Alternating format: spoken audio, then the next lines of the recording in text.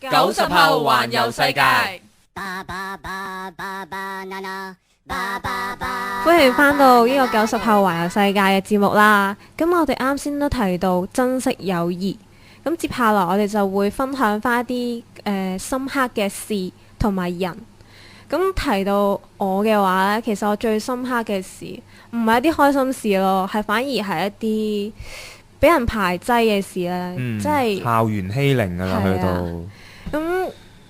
由 Form 1啦，咁細個咁可能自己處事都唔係好好啦，咁即係可能會得罪人又唔知啦，跟住咁就會即係耐下都會俾人哋排擠咯。但係我當然唔係第一個俾人排擠，即係可能係我哋一堆裏邊有幾個嘅，咁係逐個咁俾人排走咯。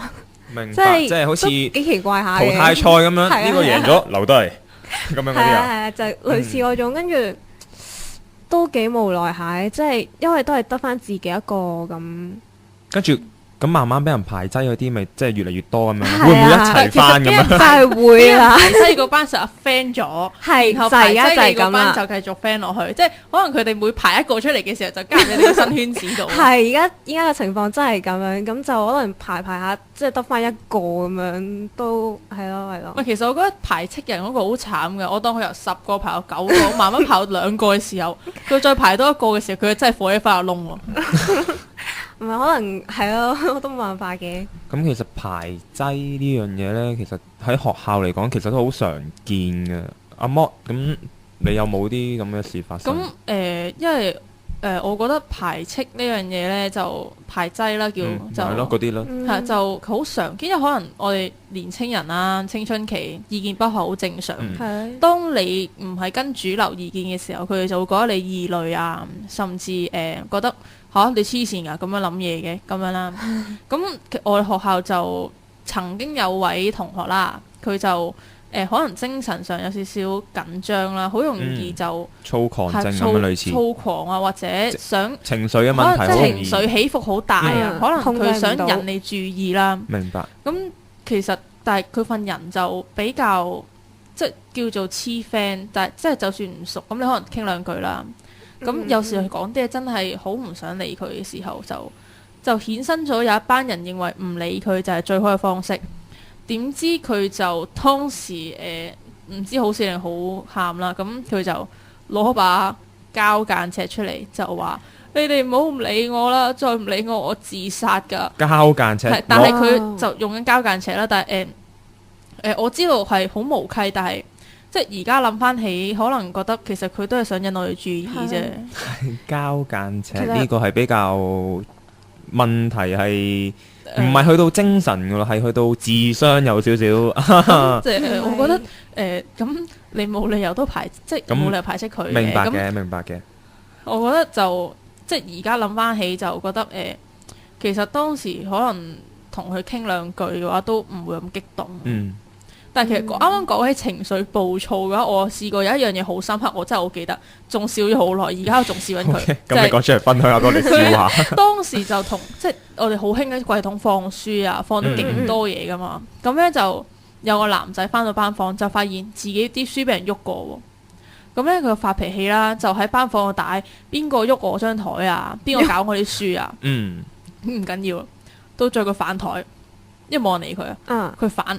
但係佢反自己嗰張，咁啲嘢咪倒晒出嚟之後，佢反自己嗰張，將所有嘢反晒出去之後，佢望住我哋成班都呆咗嘅時候，佢10秒之後霸氣盡失，自己踎低執翻晒所有書。我覺得嗰個場面真係好尷尬定好瘀定好。而家講翻起，佢覺得自己好瘀咯。點解當時會做啲咩嘢？反人哋嗰張啦，一句講晒。攞苦嚟辛，係啊！我嚟反人哋個張，咩反自己個張啫，大佬啊！係啊，但係其實如果講深刻嘅嘢呢，我覺得校園暴力都唔算乜嘢，即係其實係離別嗰個先係最深刻。即係因為我學校啦，有好多學生，即係初中啦，會有好一大班好朋友咁樣，讀下就走咗學中3就出咗去向自己興趣事業啊咁樣發展，跟住係每一年都會總有1、2個咁樣走咗，即係就算係唔係好朋友啊，但係佢走咗，其實都有一個唔開心嘅感覺留咗喺度。跟住我哋咁我試過啦，我哋一啲類似聯歡會啊、聖誕咁樣啦，跟住呢，我就會就會同一班朋友啦，即係同學啦，夾計咁樣將佢哋之前影過嘅班相啊、合照啊編咗出嚟，整黑白。跟住呢，我哋呢用一個供奉嘅形式，佢哋4個已經離開咗我哋1年啦，咁樣喺度。我有睇過。係啦，就係咁樣啦，跟住以一個好歡笑嘅形式咁樣去悼念，唔係去懷念佢哋啦，紀念離開咗呢間學校啦，學校啫。咁樣咯，呢個係一個好難忘、好難好唔開心咯。其實覺得因為咁快就要離別，但係到咗1-2年，雖然感情可能唔係好深啊，但係嗰個叫曾經發生過嘅話，就永遠都會記得咯。我覺得。所以呢啲朋友其實就算話而家佢可能做緊嘢啊、讀緊書，都唔係咁容易約得翻出嚟。即係就算其實你喺學校入邊，都唔係好容易約翻出嚟。你講到呢樣，你話約唔翻出嚟，其實我都有呢個經驗，因為我本身有個係由 Form 1，即係一入學已經識佢第一個識嘅朋友，係啊。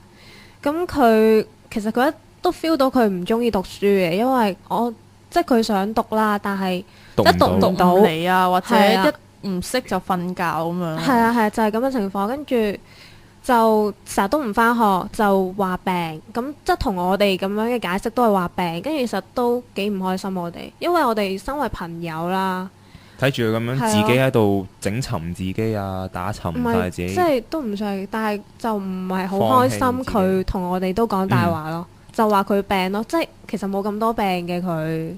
咁最後佢都喺上年前年係咯，跟住就退學，就冇讀，跟住冇讀啦。咁本身我哋啲關係都 OK 嘅，即係仲有聯絡，都仲有聯絡。跟住後尾冇咯，跟住就真係因為約唔翻出嚟，係真係好難約翻出嚟，即係個圈子都唔同咗。係因為其實離別嘅話，就其實每年都會發生，即係你一間學校6級，咁中六每一年都會走噶啦。咁其實就我覺得其實你唔可以話你係呢一 form 嘅時候，你就可以唔理其他 form 嘅嘢啦。因為就算你係中4啊、中5啊，你始終都會識一啲比你大嘅師姐、師兄啦。咁每年 grad din 嘅即係last day 啦，咁佢哋我哋學校就有個叫 last day 送別會嘅嘢啦，就俾班畢業生去懷緬下呢6年佢哋做啲咩啊，發生咩事啊，有啲咩老師想多謝啊，甚至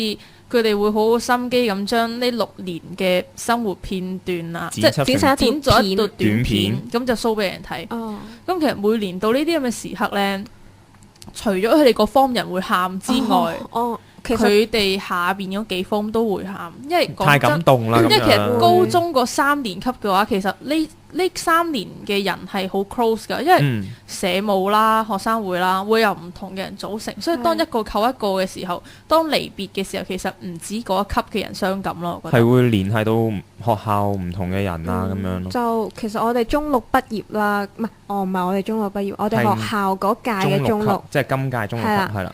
咁其實佢哋咁 A、B、C、D 班啦，咁就有啲片呢會喺畢業禮嗰時候播出嚟。咁其實即係我哋呢啲睇啦，咁因為佢哋係搞到一個好感人，跟住啲老師又可能教我哋嘅。咁雖然我同中6嗰啲就唔係話特別熟，係咯，但係有時候睇翻佢哋啊，咁因為 Facebook 有時候都會留意翻佢哋啲嘢嘅。即係 out friend 嗰啲，唔係 out friend 都唔講呢啲，冇認佢哋嘅。不過即係睇翻，其實都好想喊啊，因為下年就係我哋啦。跟住就諗下，其實好快就1年。係啊，跟住都好 sad 咯，睇嗰時候。其實1年係的確好快過啦。另外，其實當睇翻嗰啲片嘅時候呢，就發現其實好熟悉嘅面，就算呢6年好熟悉嘅面孔，可能1年後已經，好似好耐冇見過佢咯。甚至係因為社交圈子唔同咗，就約唔翻出嚟啦。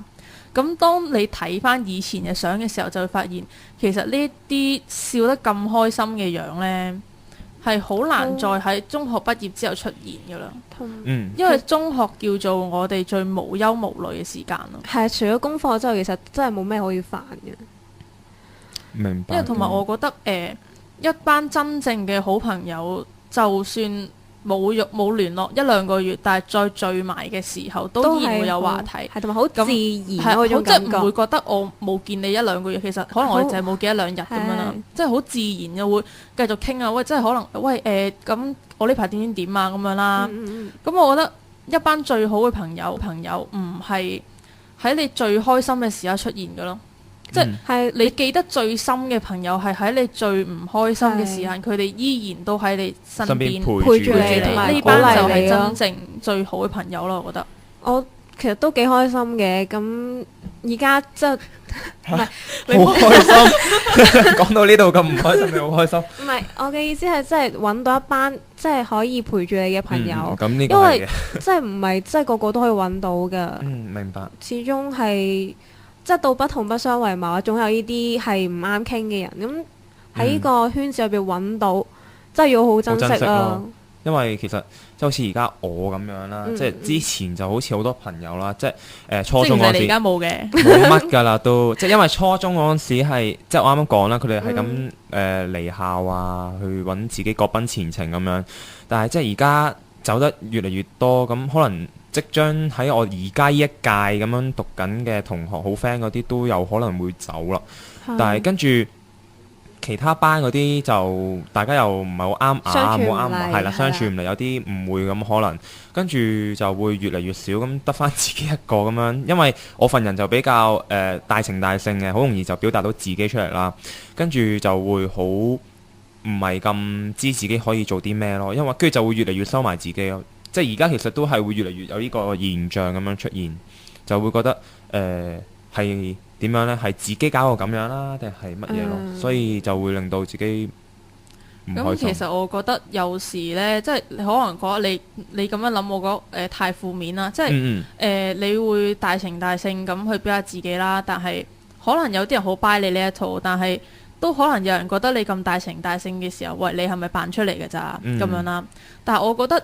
無論係友誼啦、親情啦，甚至愛情嘅話，其實都係靠自己親手去維繫啊！即係唔係話你好癲嘅時候，佢哋就會黐埋嚟啊！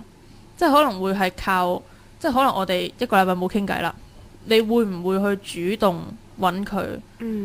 咁靠自己努力去維繫嘅話，就會係一段好嘅，即係好啲嘅感情咯。我覺得，即係你唔會話。好似守株待兔咁樣咯，你唔會話坐喺度嘅話，佢哋就會揾上門啦。既然你覺得自己班朋友越嚟越疏遠嘅話，不如試下親自主動啲去揾佢哋咯。即係可能最近天氣凍咗、熱咗，就睇下佢哋着件衫啊，除多件衫就抹多啲汗、飲多啲水咁樣啦。係咯，即係落雨可能間唔中 send 個短信句話，喂，記得帶遮啊。咁其實我覺得即係感情呢啲嘢係慢慢一步一步去建立出嚟嘅咯。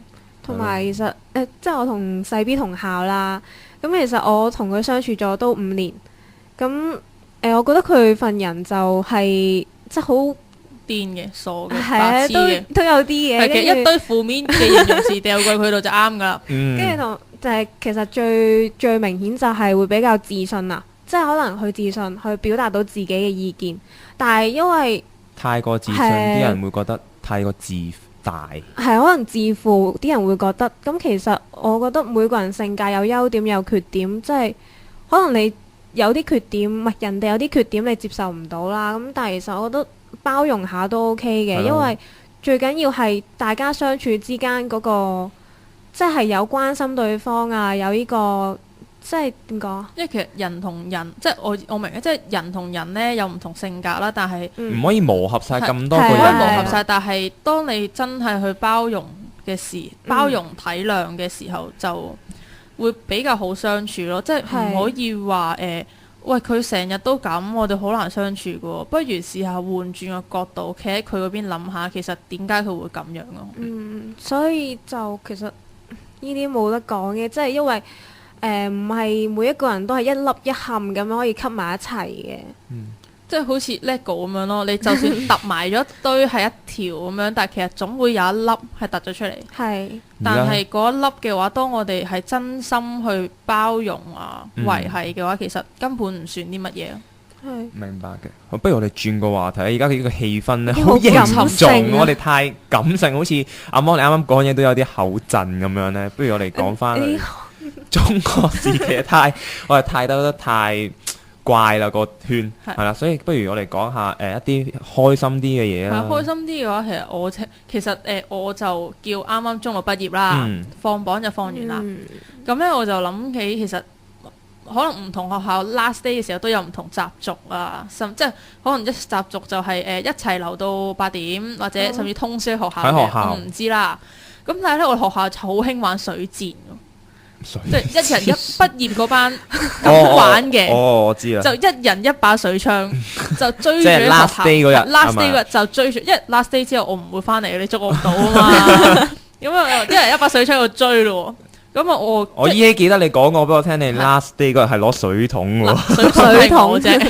因為咧，其實我發現一支水槍唔夠冚啊，即係就算你攞啲水，因為我班 friend 佢哋唔係攞水槍，我攞咗後花園支水喉啊。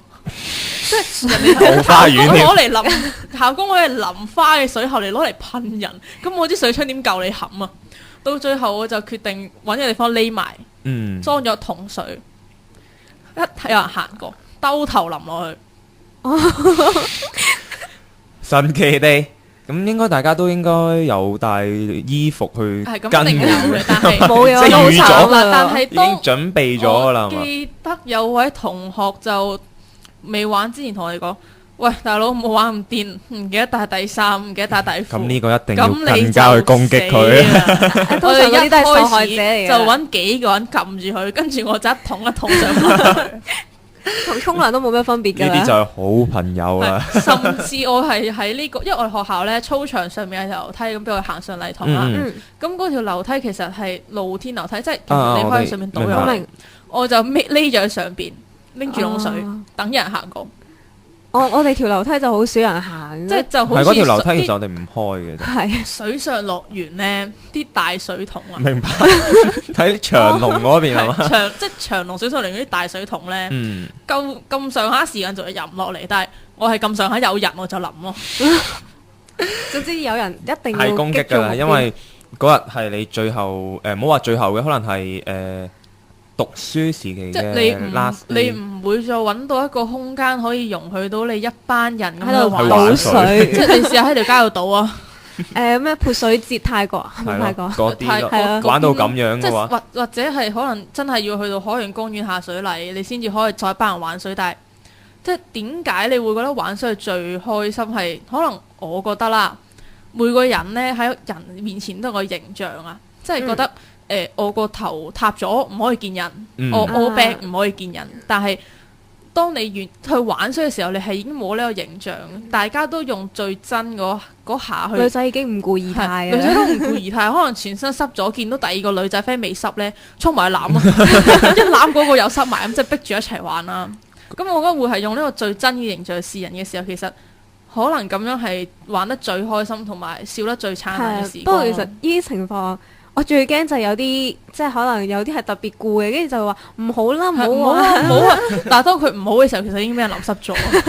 但係開心過後呢，都要接受翻啲嘅懲罰嘅，大家千祈唔好喺學校咁樣做。我覺得即係你未走嘅時候，你都唔好咁做。我唔係鼓吹你畢業嘅時候玩水戰啦，但係未畢業嘅話，千祈唔好玩。係未畢業，千祈唔好咁做。因為老師嘅懲罰呢，因為你一日仲喺學校，你一日都係嗰間學校嘅學生嚟嘅。話唔定佢會罰你每朝倒水，係倒自己，每朝倒自己，真係好慘啊！咁大家記唔記得呢？即係有一班咁癲咁喪嘅朋友，即係一班同學啦。咁應該都有啲好得意嘅名字啊、花名啊，咁樣幫人哋改咗。即係有啲朋友同學呢係特別，有啲嘢係可以令到佢有一個名嘅。Echo， 你記唔記得你有冇呢啲咁嘅名稱啊？我咪就係成日俾人改花名嗰啲。你真係我記得好似好多啊，都係。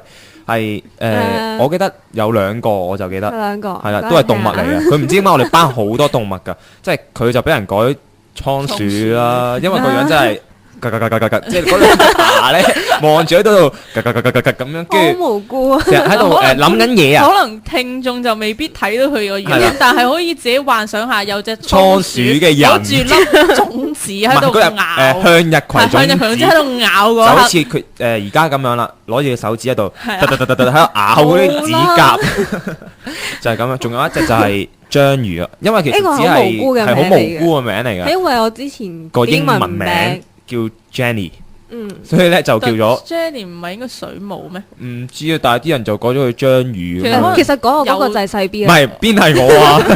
係咁呢啲你私人事我唔理啦係嚇。咁其實我覺得咧有時啲花名係講咗個完，即係可能覺得講一兩日就會完咧，嗯但係點知原來係唔會就嗌咗6完㗎年。係因為我都試過就咁，我有個 friend 叫女王啦，嗯咁咧啊係佢咧嚇，女王係佢咧就點解會突然之間俾嗌咗女王咧？係因為咧我哋試過中二嘅時候，我哋老師派糖啦，咁一罐罐咁掉落嚟噶嘛。咁當嗰個罐去到最後咩都冇嘅時候咧，就有個男同學好反斗咁將個罐吸咗落女王嘅頭頂，跟住佢就指住嗰個女仔話：哇，皇冠啊，女王啊！結果我哋就嗌足呢個名，嗌足6年。係原本佢都未接幾無受，即稽係原本佢都未接受呢個，因為其實佢份人嘅話就唔係真係女王嚟㗎，嗯，我明白。即係佢係啲好就得人嗰啲只啦，一單少少嘅事情係係只可能係搞笑係其實即啲啦。係個花名就唔係形容佢個人嘅性格咯，可能只係因為呢件事之後我哋咁樣嗌佢嘅時候，但唔覺嗌咗6年，由佢一開始即係唔承認你嗌佢，我哋唔騷你嘅時候，到而家6年，佢反而自己抽翻自己水。已經慣咗慣咗啦，啦習慣咗自己係我就係女王咁樣。咁當然佢行為唔會啦，明白即係就係個名嘅啫。係咯我仲記得咧，我個班啦有一個人咧，佢就其實咧唔好話花名嘅，可能係一啲事情啦，令到佢俾人係咁講佢啦。就係因為佢把聲咧，唔知係咪即係一入學嗰陣時咧係比較沙嘅，同埋佢講嘢比較快，就好掠。跟係啦，類似咁樣啦。跟住咧，誇張講，佢咧講嘢咧，有陣時咧，啲音啲人兩埋一齊係兩埋一齊聽唔到聽唔到，啲人聽唔明。跟住有一次嗰陣時就興緊一套電視劇嘅，咁係啦，就有金剛演出嘅。跟住咧，佢每次講嘢咧，我哋都同佢講出字幕啊，唔該。即係但係我懷疑字幕都會出唔到咯。係係出唔到嘅但係唔知點解咧，佢每次講嘅嘢咧，就其實咧係得我一個係可以幫佢做一個翻譯咁樣演繹翻出嚟。即係其實你係有呢個資格去修讀火星文嘅。係啦，即係我第時應該都會搬去火星住噶，同佢。地球很危險啊！快啲翻去火星。冇問題啊，但係咧就可能因為佢俾人笑得多，同埋佢就覺得都介意嘅，係啦，好介意。但係跟住到最尾，其實佢都我唔出字幕啊咁樣講嘢，但係就喺度自己抽咁其自己水實出字幕。都比較辛苦嘅，我覺得。係啊即係你一串嘢咁講埋即係好似嚟嘅時候，啲出字幕哦，大件事。動畫咁樣咧，咪有啲日本動畫要播翻字幕，結果咧有啲字幕組咧，咩豬豬字幕組啊，係我就係擔任嗰啲角色咯。即係你係細 B 字幕組。係啦，都係㗎啦。係咯，咁如果係咁嘅話咧，我哋改人花名之前咧，可能要唔好講得咁過分咯，留意我覺得可以下嗰個人嘅感受咯。同埋我覺得佢嘅性格，但係其實我覺得 Echo 你俾人嗰個倉鼠都幾得意啊。其實佢而家都接受咗㗎啦係我佢接受咗睇慣咗，即係聽化咗，即係可能其實咧，你會唔會一開始即係俾人嗌倉鼠嗌多，會唔會叫啲大車輪衝埋跑？咁唔會，不過就一見到即係可能圓形嘅嘢就會衝過去。衝埋跑係啦，係見到啲 Facebook 見到啲倉鼠圖，跟住我會自動分享咯。咁唔怪，咁你真係愛上咗倉鼠，可能因為我係令到細個其實你會唔會養過嘅而家屋企已經養係倉鼠啊？我之前養過，不過依家唔。但係你養死咗佢之後，你覺唔覺得自己爭咁啲嘢？生咁咗個同伴同埋 Echo 食嘢嗰陣時咧，都好似倉鼠咁樣喺度，我就係兩個面我喺度就係因為脹呢咁樣喺度樣焗焗焗，草糧好似兩個氣球喺個面龐嗰度喺度咀嚼啊！所以咧係啦，就係咁樣啦。